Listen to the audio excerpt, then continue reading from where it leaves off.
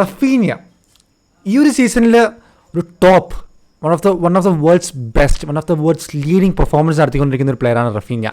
ഇതിൽ നടന്ന കളിയോടുകൂടെ ഇൻ 10 ചാമ്പ്യൻസ് ലീഗ് മാച്ചസ് 11 ഗോളടിച്ച് UCL ടോപ്പ് സ്കോറായിട്ട് മാറിയിരിക്കുകയാണ് റഫീനിയ.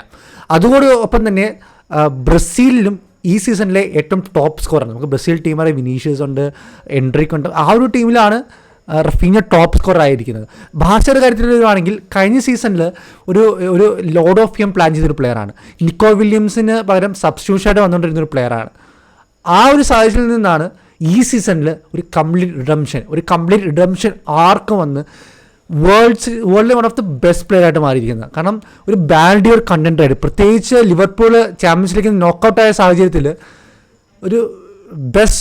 ഒരു ബാലൻഡിയോർ കണ്ടൻറ്ററായിട്ടാണ് റഫീനിയ മാറിയിരിക്കുന്നത്. So Raphinha what A reception.